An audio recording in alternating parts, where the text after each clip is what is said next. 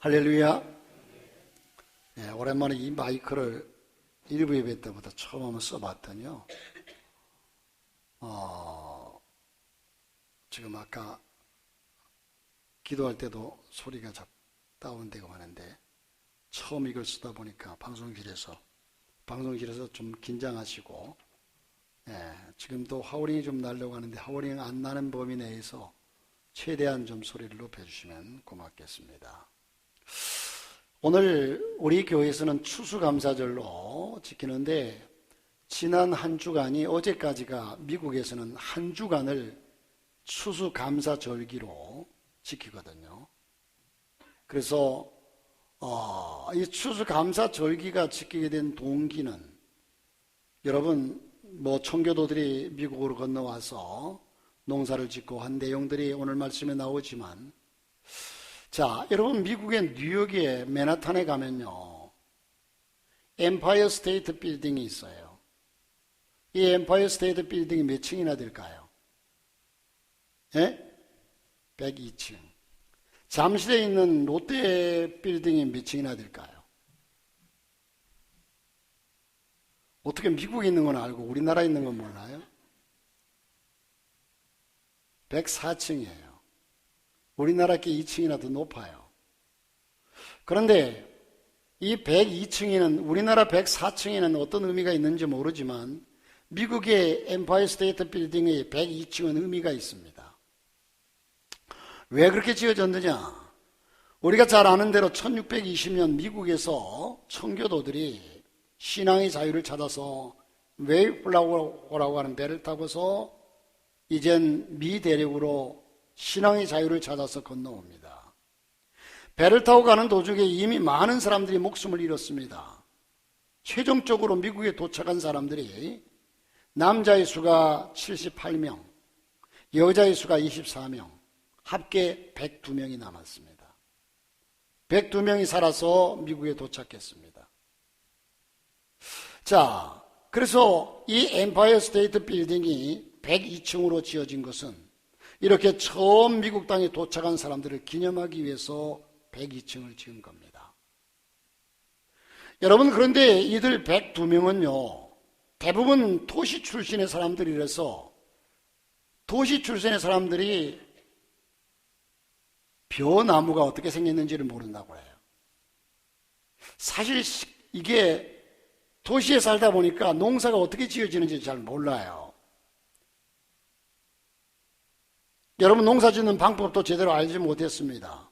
그래서 저들이 미국에 도착했을 그런 첫 해에 농사를 지었지만 수확이 시원치 않아요. 여러분, 우리가 쉽게 생각하면 그런데 저들이 농사 지을 줄도 모르는데 그 미국의 원시림 같은 곳에 도착해가지고, 거기에 뭐가 있겠습니까? 자기들이 농사를 지어야 먹고 살죠. 그런데 농사 지을 줄도 모르는 사람들이 농사를 지었으니 이젠 얼마나 얻었겠습니까? 그러니까 저들은 장차 앞으로 살아갈 날이 막막합니다. 아주 막막해요. 여러분, 저들은 다시금 금식을 선포하고 하나님께 기도해야 될 상황이 되었습니다. 저들에게 남은 것은 신앙밖에 없잖아요. 신앙의 자유를 찾아서 미국으로 건너왔으니까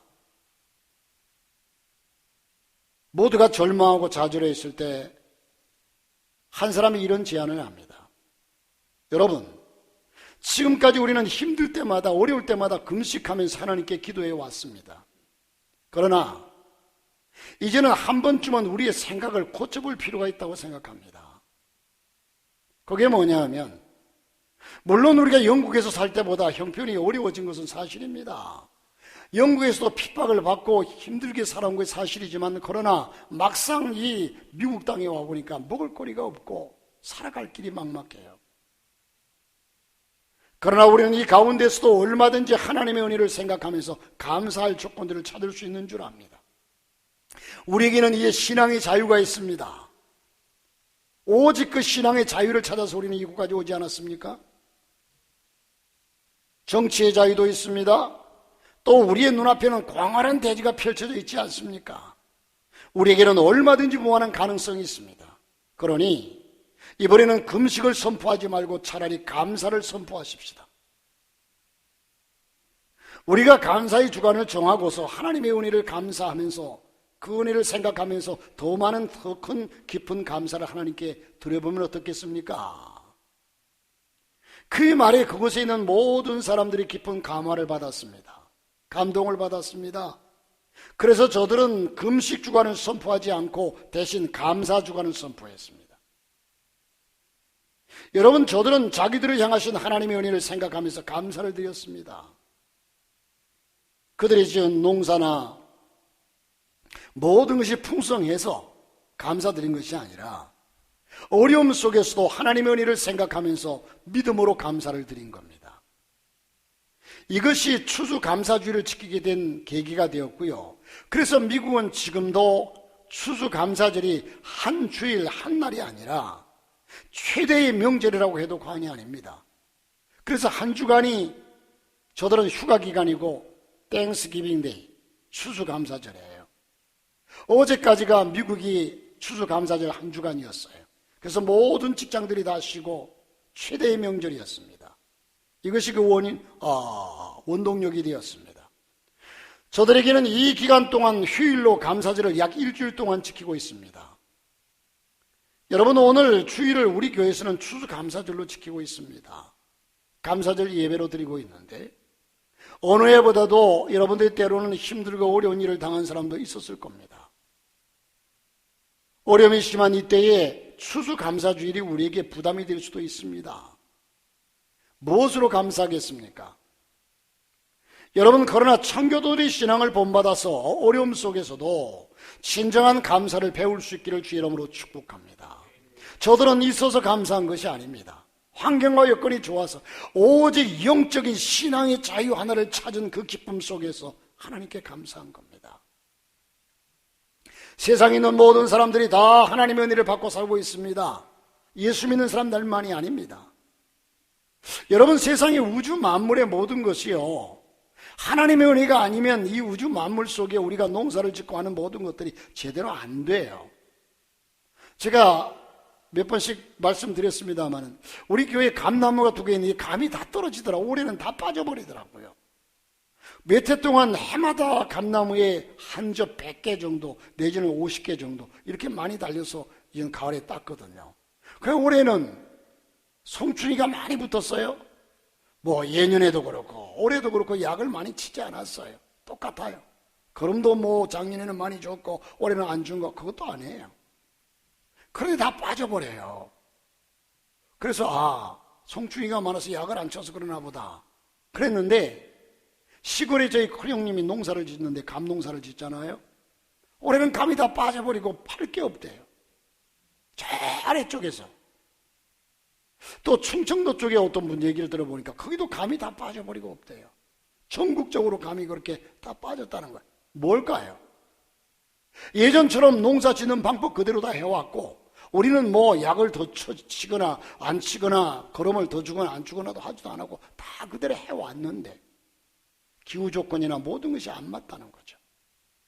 아무리 사람들이 힘쓰고 애써도 하나님께서 기후 조건이나 모든 것을 합하게 하지 아니하면 다 빠져버리고 다 사라지고 홍수나고 태풍 불고,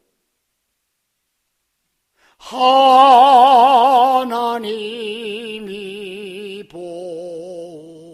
보하사 우리나라 만세. 할렐루야. 하나님이 지키셔야 한다는 거예요. 지금 과학이 이렇게 발달하고요, 의학이 발달하고 이렇게 발달한 세상 속에서도 하나님이 지키지 않으면 안 된다는 거예요. 근본적인 것이 하나님의 역사라는 겁니다. 자, 여러분, 세상에 있는 모든 사람들이 다 하나님의 은혜를 입고 살아갑니다. 그러나 그것을 은혜로 알지 못하고 감사하지 않는 사람이 너무나 많다는 겁니다. 우리가 하나님의 놀라운 은혜를 입고 살면서도, 사랑하는 성도 여러분, 저와 여러분이 힘들지 않고 숨을 쉴 수 있다면 이것도 은혜입니다. 무슨 얘기입니까? 산수 마스크에 병원 가보니까요, 모두가 다 산수 마스크를 거의 끼고 있어요. 중환자실에. 이 산수 마스크에 또 여러분 병원 가보면 모든 사람들이 다 병원에 와 있는 것 같아요. 얼마나 많은 사람들이 북적이는지. 큰 병원이나 작은 병원이나 병원에 한산한 병원이 없어요. 산소 마스크의 도움을 받지 않으면 숨을 쉬지 못하는 사람들이 수없이 많기 때문에 우리는 산소 마스크를 안 끼고 숨 쉴 수 있다는 사실, 이것도 어마어마한 큰 은혜입니다. 뿐만 아니라 내 입으로 물을 마실 수 있고 음식을 먹을 수 있다는 사실 하나만으로도 또한 감사한 일이에요. 지금도 수많은 사람들이 호수를 목에다가 줄을 꼽고 여기를 뚫어서 코에 줄을 넣어가지고 위로 넣어서 그것을 씹을 수 없으니까 물처럼 이젠 이것을 영양식을 해서 넣어주고, 이런 사람이 여러분 한두 사람인 줄 아십니까? 병원만 한 병원을 가봐도 수없이 많은 사람들이 그러고 누워 있어요. 그러면 우리는 예외적인 사람들일까요? 자, 오늘 자신의 발로 여러분의 발로 걸어서 예배당 나온 것도 하나님의 놀라운 은혜입니다. 요즘 특별히 관절이 좋지 않아가지고 많은 분들이 통증을 앓고 걷기를 힘들어하고 있습니다. 휠체어의 도움을 받지 않으면 이동할 수 없는 사람이 수없이 많습니다. 아니, 휠체어를 타고 교회 오셨다고 해도 감사해야 합니다. 아니, 휠체어까지도 타지 못하는 분들이 또 수없이 많습니다. 여러분, 왜 저와 여러분은 나보다 나은 것만 바라보고 불평하십니까? 나보다 못한 사람들이 세상에 훨씬 더 많아요. 나보다 나은 사람보다 나보다 못한 사람이 세상에 더 많아요. 여러분, 우리보다 잘 먹고 사는 사람보다 우리보다 못 먹고 굶주리고 헐벗고 죽어가는 사람이 세상에는 훨씬 더 많아요. 여러분, 교회도요, 한국 교회가 6만여 교회가 됩니다. 그러나 이 교회가 자립한 교회는 20, 30%밖에 안 돼요. 다 자립하지 못한 교회들이에요. 자, 이러보건대 저와 여러분이 얼마나 하나님 앞에 감사할 일이 많은지 몰라요.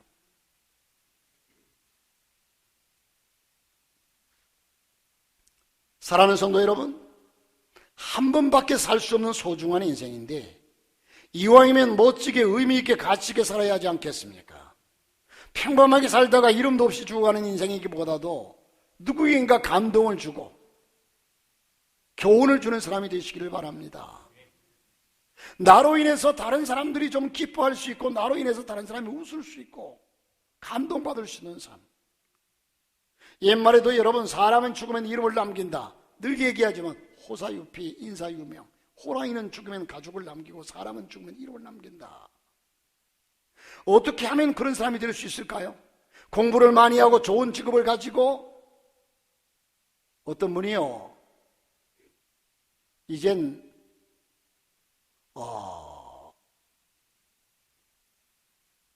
아주 공부 많이 하고 하는 사람들이 더 오히려 도적질을 크게 하고 더 욕을 먹고 하는 사람들이 세상에 훨씬 많다고 얘기하는 걸 들었어요. 공부를 많이 하고 좋은 직업을 가지고 좋은 지위에 오르고 돈을 많이 벌어야 위대해지는 겁니까? 그럴 수도 있죠. 절대 그럴 수 없다는 얘기는 아닙니다. 그러나 그것은 바로 우리를 깨닫고 늘 감사하는 사람이 되는 것인데, 감사하는 사람은 다른 사람에게 선한 영향력을 끼치는 사람이 되기에 존경받는 사람이에요. 여러분, 늘 감사하는 사람은 모든 사람들이 존경하고 사람들이 좋아합니다.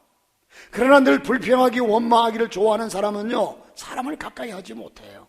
그 사람 곁에 가고 싶은 사람이 별로 없어요. 어려움 속에서도 웃으면서 기뻐하면서 감사하면서 사는 사람 옆에는요, 아유, 목사님 괜찮아요. 이런 사람 곁에는 많은 사람들이 그렇게 되어 있습니다. 요즘 한국 사람들은요, 저부터서 서로 아픈 얘기하면요, 아, 나는 괜찮아요. 아유, 얼마나 힘드시겠어요. 이게 아니라, 아유, 내가 더 아프다는 거야. 아픈 얘기 대회를 한다면 아마 1등 할 사람들이다. 내가 더 아프다는 거야. 아, 그건 말도 안 돼. 그까지 껌 가지고 그렇게 그러냐고. 나는 더 아프다고. 내 믿음대로, 내 말대로 될지어다. 그 주님이 가만 보시면, 그래, 내 말대로 될지어다. 그러면 아마 그 말이 쏙 들어갈 것 같아요. 감사하는 사람은 다른 사람에게 선한 영향력을 미칩니다. 감사하며 사십시다. 할렐루야. 옆 사람과 인사합시다. 감사하며 사십시다. 감사하며 사십시다. 여러분, 제가 지난 금요일날 말씀드렸는데요, 금요일날 안 나온 사람만 대답해 보세요. 여기 과일이 지금 많잖아요. 호박도 있고 밤도 있고 토마토도 있고 키위도 있고 귤도 있고 배추도 있고 호박도 있고 또 저게 귤인지 뭔지 어쨌든 하나님이 과일을 참 좋아하시는 과일이 하나 있어요. 선악과일까요? 하나님이 좋아하는 감이 과일이 뭘까요? 네? 여러분, 하나님이 감을 그렇게 좋아하세요. 왜? 그래서 감사드리시기 바랍니다. 하나님께 감사드리면 하나님이 너무너무 좋아해요. 여러분, 감사하는 사람은 사람도 좋아하고 하나님도 좋아하고, 그러면 모든 일에 일장일단이라고 얘기한 것처럼 모든 일에는 감사할 조건이 다 있어요. 자, 여러분, 우리는 이 사실을 기억하면서 오늘 본문의 말씀에 들어가서 보니까 나병 환자 10명이 있습니다. 여러분, 나병 환자가요, 지금 이 시대에서는 참 찾아보기 힘들잖아요. 지금 여러분들은 나병 환자 만나보기가 힘들어요. 제가 신학교 1학년 때에 신학교 들어갔다고 하니까 저희 형님이 우리 시골 마을에서 차로 가면 한 30분 갈 수 있는 그 거리에 나병 환자촌이 있었어요.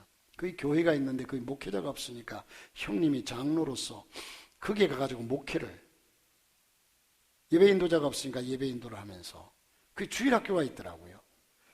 제가 여름방학인데, 신학교 1학년 때 여름방학인데, 날 보고 성경학교를 좀 해달래요. 그래서 갔어요.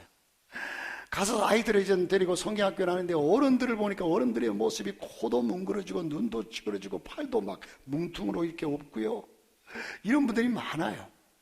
그런데 이분들에게서 그래서 이제는 전사님 와서 성경학교 한다고 그 밥을 지어가지고 왔는데, 이젠 코도 다 찌그러져 없죠. 입도 그냥 비뚤어졌죠. 눈썹도 없죠. 막 얼굴이 흉측하고 손도 한쪽 손만 있고 한쪽이 이렇게 뭉그러져 없죠. 또 어떤 사람 막 이렇게 돼 있죠. 이런 사람들이 밥을 가지고 와서 밥 먹으라고 그러는데, 안 넘어갑니다. 그런데 이분들은 또 약을 많이 먹으니까 냄새가 아주 독한 냄새가 많이 나요. 그런데 그걸 안 먹을 수 있어요? 정성껏 억지로 꾸역꾸역 먹었어요. 그래서 거기서 그분들을 직접 만나 뵙고 함께 생활해 본 적이 있어요. 일주일 동안. 요즘 여러분들이 나환자, 한센스병 환자들을 찾아보기가 힘들어요. 지금은 거의 없죠. 그런데 여기에 10명의 나환자들이 예수님께 고침받은 기적의 역사를 보게 됩니다. 나병 환자의 삶이 얼마나 비참했는지 미루어 짐작할 수 있습니다. 손가락이 떨어져 나가고 눈썹이 빠지고, 여러분 저기 여수의 양원에 가면요, 그 박물관이 하나 있는데 그 박물관을 꼭 가시면 꼭 거기 한번 들려봐야 되는데, 저 몇 번 가봤어요. 거기에 옛날에 그 나환자들을 치료했던 선교사들이 들어와가지고 치료했던 도구들, 기구들이 옛날 그 시대의 기구들이 쫙 다 진열되어 있어요.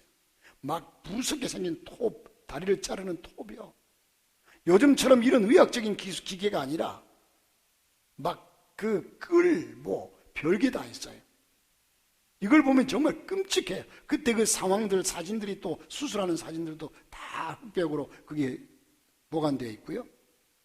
자, 여러분, 아무튼 이 환자들의 삶이란 참 비참하기 짝이 없습니다.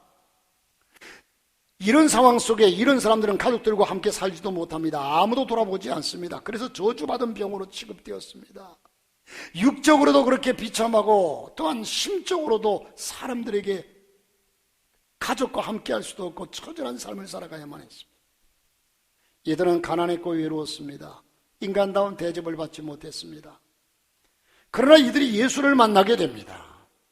결과적으로 예수를 만나서 깨끗함을 얻게 됩니다. 여러분, 저와 여러분이 인생길 가다가 힘들고 지치고 이 나병 환자들처럼이나 힘들고 외롭고 괴로울 때 예수께로 나오십시오.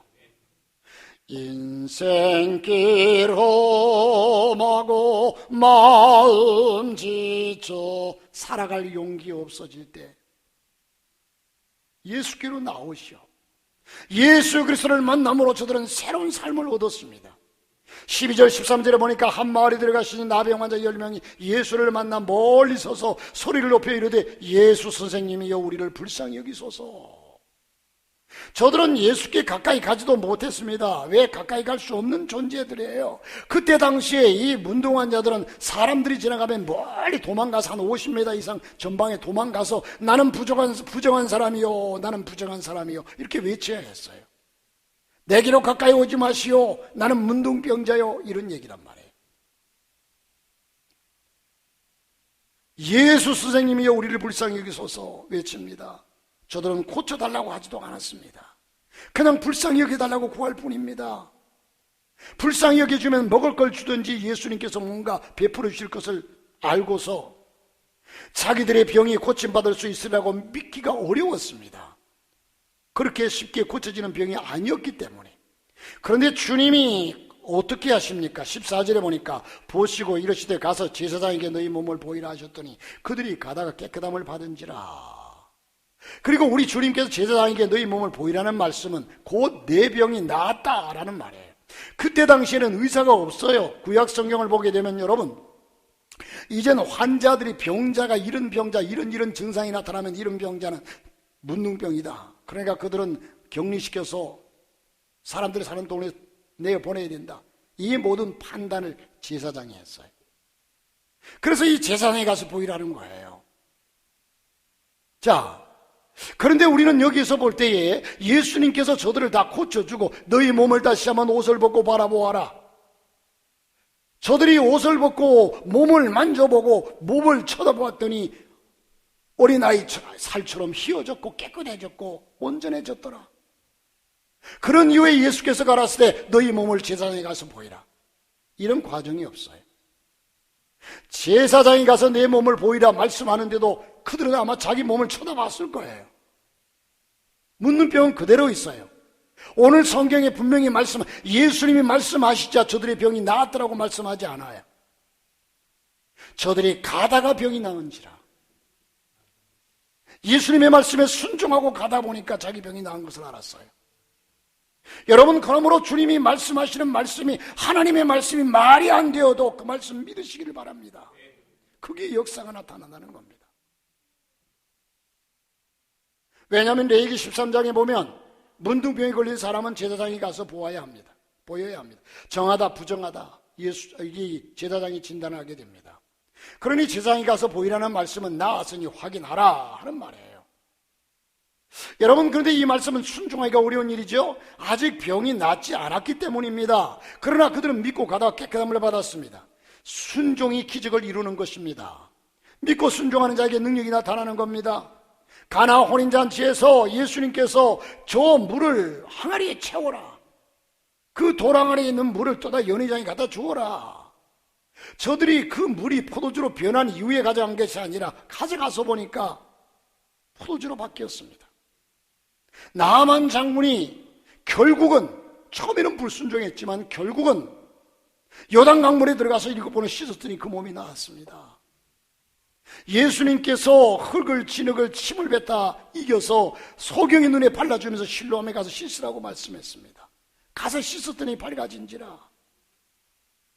사랑하는 성도 여러분, 이스라엘 백성들에게 요단강을 들으서라고 했습니다. 복궤를 맨 제사장들이 앞장서고 따라가라는 겁니다. 무리로 들어갔습니다. 들어갔더니 요단강이 갈라집니다. 오늘 저와 여러분이 하나님의 말씀이 우리가 상식적으로 생각해도 말이 안 된다고 해도 그 말씀을 믿고 순종하면 그게 역사가 나타나게 될 줄로 믿습니다. 감사와 은혜는 조건이 아니라 믿음입니다. 감사와 은혜는 조건이 아니라 믿음입니다. 여러분, 일본의 초등학교 4학년 때, 일본에서 초등학교 4학년 때 이질이라는 질병으로 뇌성마비를 얻어가지고 듣는 것도 보는 것도 제대로 못 보고 눈꺼풀 움직이는 것 외에는 아무것도 할 수 없게 된 사람이 있는데 이 사람이 누구냐? 저 유명한 우찌무라 간주라고 하는 사람입니다. 이 사람이, 여러분들 인터넷에 한번 찾아보십시오. 이 우쭈무라 감독주가 어떤 사람인지. 그의 몸은 머리만 크게 발달하고 나머지는 어린아이의 그대로 있는 채 흐느적거리는 그야말로 볼품없는 몰골이었습니다. 그에게는 어머니 한 분밖에 없었습니다. 어머니가 성경책을 머리맡에 펴두고 머리를 받쳐놓고 나가면 어머니 돌아오기까지 성경 그 장 펴놓은 그 장만 봐야 하는 불편 때문에 오히려 그는 은혜를 체험하게 됩니다. 그것 때문에 오히려 은혜를 체험하게 돼요. 어느 날 고린도전서 12장을 이젠 펴주고서 머리를 받쳐놓고 갔는데 그것을 쭉 읽어내려가던 중이었습니다. 그 내용이 뭐냐? 주님이 바울에게 내 은혜가 네게 족하다 하신 말씀이 기록되어 있어요. 이 말씀을 읽고 또 읽고 그 말씀을 자기에 대한 말씀으로 받아들였습니다. 바울은 자기처럼 눈에 박힌 가시를 제거해 주시기를 구했으나 하나님은 내 은혜가 네게 족하다, 내 능력이 약한 데서 온전해짐이라고 말씀합니다. 이 말씀을 읽고 그의 모습은 천사와 같은 모습으로 변했습니다. 그런 눈꺼풀을 이용해가지고 자판을 집어가면서 윙크하는 방식으로 복음적인 시를 지어서 2편을 발표했습니다. 그는 뒤늦게 책과 방송을 통해서 완악한 일본인을 회개시키는 사도로 쓰시고자 하신 하나님의 선택임을 그는 늦게서야 깨닫게 됩니다. 그는 자신이 이렇게 변모되기까지 어머니의 극진한 사랑이었다고 고백합니다. 여러분, 그가 그런 상황 속에 지은 회고적인 시 괴롭지 않았더라면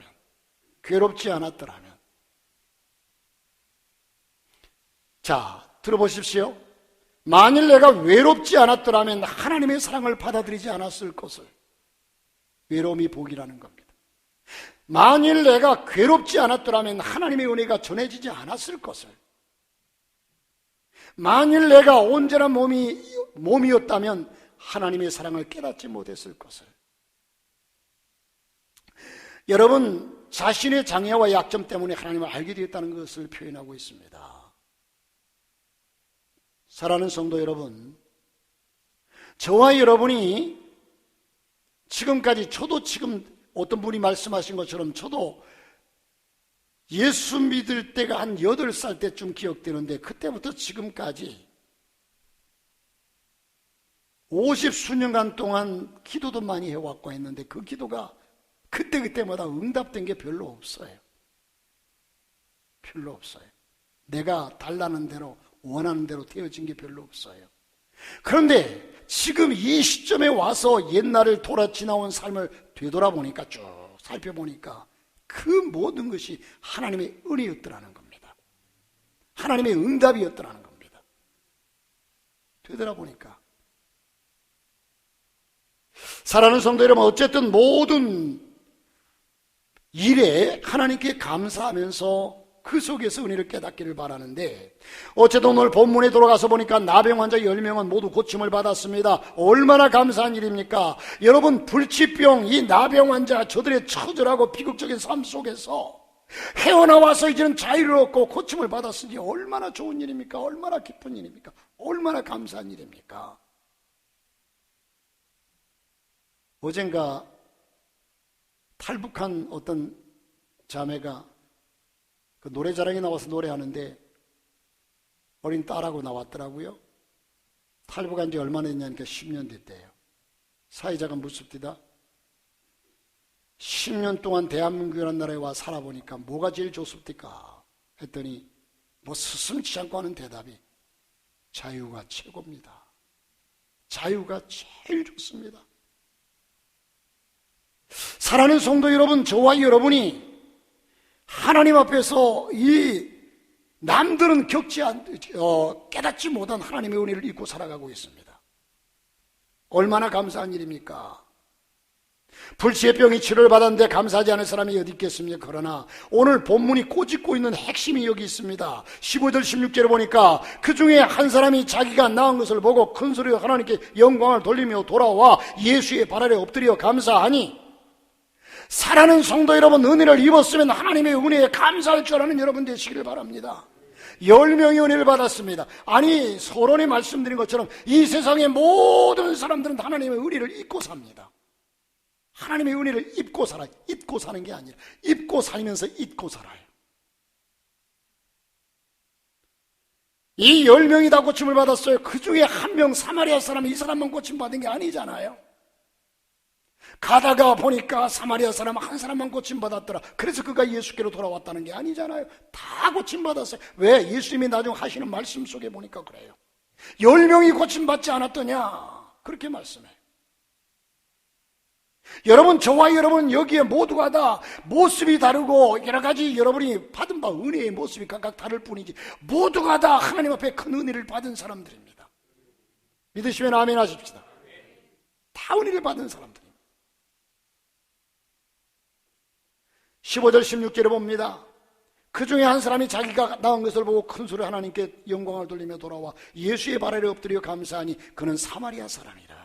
늘 말씀드리는 사마리아 사람은 참 천박한 사람입니다. 아수르란 나라가 북쪽 이스라엘을 쳐들어왔습니다. 이스라엘의 수도가 사마리아입니다. 사마리아의 사람들을 다 그냥 멸절시켰습니다. 여인들만 살렸어요. 그래서 사마리아 사람 그 군인들이 여인들과 통관하고 거기서 태어난 사람들이 바로 그 후손들이 사마리아인이에요. 그래서 선민이라고 자부하는 이스라엘 백성들은 사마리아 혼혈족인 사마리아인을 개취급했어요. 예수께서도 우물가의 여인을 만났을 때 뭐라고 합니까? 예수님 만나셨을 때 그 여인이 당신은 유대인으로서 어떻게 나를 만나느냐? 자, 17절 18절에 보니까 예수께서 대답하여 이르시되 10사람이 다 깨끗함을 받지 아니하였느냐? 그 아버는 어디 있느냐? 이방인 외에는 하나님께 영광을 돌리러 온 자가 없느냐? 모두가 다 고침받았습니다. 그것도 불치의 병을 고침받았습니다. 그러나 감사한 사람은 한 사람뿐이었다는 겁니다. 감사할 거리가 없어서 감사를 못한 것이 아닙니다. 감사할 거리가 넘치지만 감사할 줄 모르는 겁니다. 더군다나 감사한 사람은 유독 사마리아 사람이라고 지적하고 있습니다. 천대받는 대표적인 인물 사마리아 사람이라는 겁니다.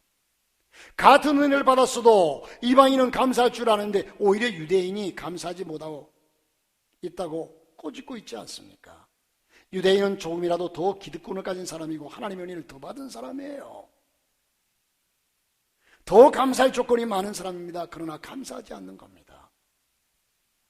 현대식으로 말하면 오히려 교회 안 다니는 사람들은 감사할 줄 아는데 오히려 교회 다니면 예수 믿는다고 하는 사람들이 감사하고 있지 않다는 말과 같은 의미가 있을 겁니다.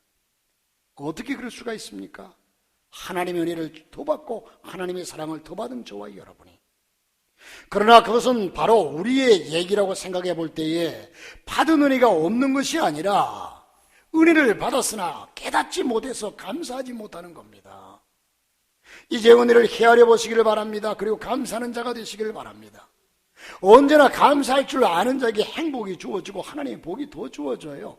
자식들이 여러분 부모에게 찾아와서 어머니 아버지 지금까지 나를 키워주셨고 이래서 감사하고 저래서 감사하고 그렇게 감사하는 자식에게는 부모가 더 기여기고 더 기뻐하면서 더 주게 돼 있어요. 그런데 엄마가 내게 해준 게 뭔데? 아빠가 해준 게 뭔데? 여러분 전적으로 사실 자식이라는 존재는 전적인 부모의 은혜로 컸잖아요. 그렇지 않습니까? 태어나서부터 모든 전적인 부모의 손길 아래서 커왔고 부모의 은혜가 아니었으면 살아 존재할 수도 없는 존재입니다. 그런데 그 은혜를 깨닫고 마땅히 그 은혜를 깨닫고 감사할 줄 아는 자녀에게는 부모가 더 감동되고 더 베풀고 더 사랑하게 되어 있습니다. 마찬가지로 저와 여러분이 하나님께서 우리를 창조하시고 인도하시고 역사하시고 함께 하신 그 은혜와 사랑을 깨닫고 느끼면서 하나님 감사합니다. 이것도 감사하고 저것도 감사합니다. 감사할 때 하나님께서 더 큰 은혜를 우리에게 부어주시지 않겠습니까? 그렇습니다. 감사하시기를 바랍니다. 감사하는 자에게 어떤 축복이 임합니까? 19절에 그에게 이르시되 일어나 가라 내 믿음이 너를 구원하였느니라. 주님께서 감사하는 이 사람에게 육신의 질병만 아니라 영적인 질병까지 구원까지 허락하셨습니다. 그렇습니다. 감사하는 자에게는 주시는 더 큰 은혜가 있습니다. 지금은 작고하셨지만 한국 유리의 사장이셨던 최태섭 장로님이란 분이 계셨습니다.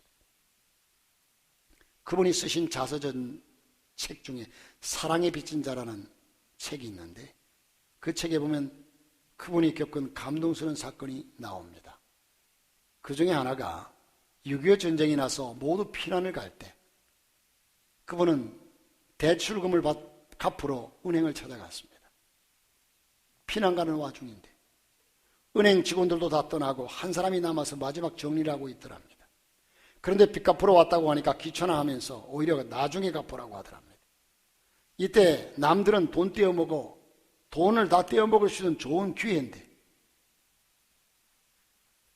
그런데 돈을 갚겠다고 하니까 이상한 사람이라고 사람들은, 그 은행원은 생각할 수밖에 없어요.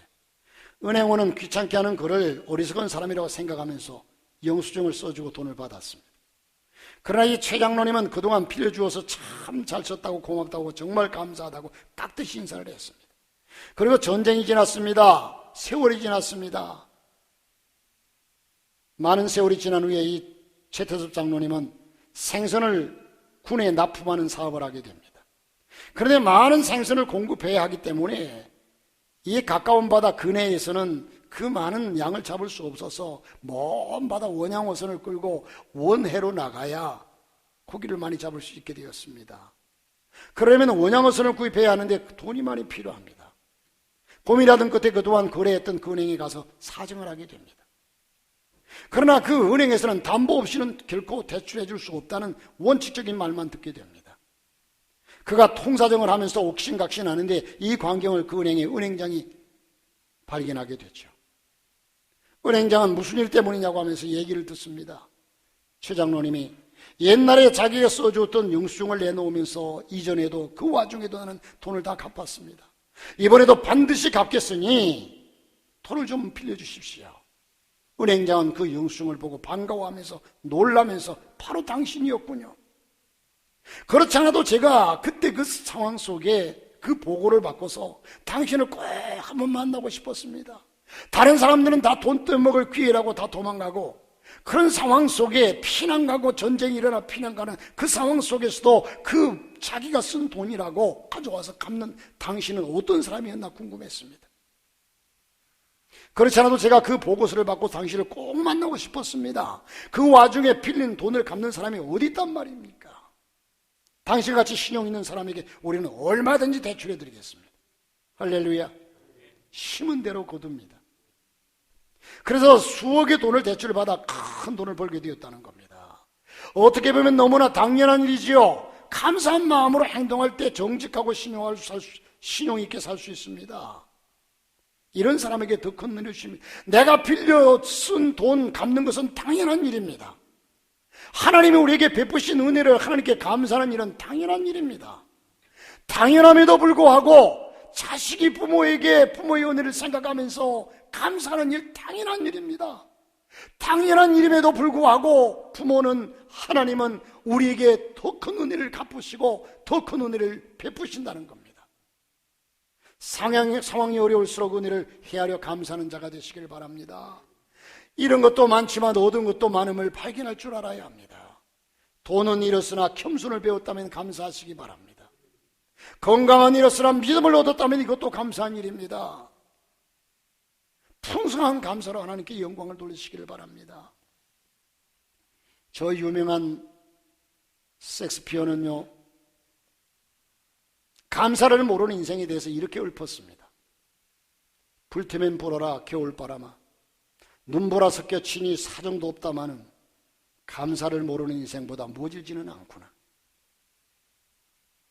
불태면 불어라 겨울바람아, 눈보라 섞여 치니 사정도 없다마는 감사를 모르는 인생보다 모질지는 않구나. 아무리 매서운 겨울바람도 감사를 모르는 사람을 대하는 것보다 낫다는 겁니다. 그만큼 감사를 모르는 인생은 냉혹한 자연의 현상보다도 더 나쁘다는 거죠. 기가 막힌 일입니다. 바울 사도가 이렇게 얘기합니다. 말세가 되면 사람들이 감사를 모른다고 그는 말씀하고 있습니다. 디모데후서 3장 1절 2절에 보니까 너는 이것을 알라. 말세에 고통하는 때가 이르리니 사람들이 자기를 사랑하며 돈을 사랑하며 자랑하며 교만하며 비방하며 부모를 거역하며 감사하지 아니하며. 말세가 되어서 그런지 사람들은 감사하기보다도 원망하고 불평하고 짜증내기를 좋아합니다. 감사할 조건이 그렇게도 많은데 불평합니다. 신경이 날카로워서 별일도 아닌데 짜증을 냅니다. 여러분 감사하십시오.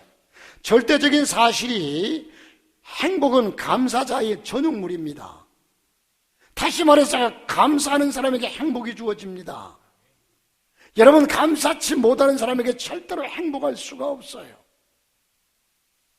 이런 말이 있습니다. 노래는 부를 때까지 노래가 아니라고 했습니다. 총은 울릴 때까지 총이 아니라고 했습니다. 총이 제 역할을 하고 총이 울려야 총이지. 사랑은 표현할 때까지 사랑이 아니라고 했습니다. 축복은 감사할 때까지 축복이 아니라고 했습니다. 여러분, 내가 받은 그 축복이 하나님께 감사할 때 그것이 진정한 내게 축복이라는 거죠. 그것을 알 때에 복이 되는 거죠. 여러분, 감사하면서 축복을 축복으로 아는 삶을 사시기를 바랍니다. 추수감사절을 지내면서 하나님께 감사하십시오.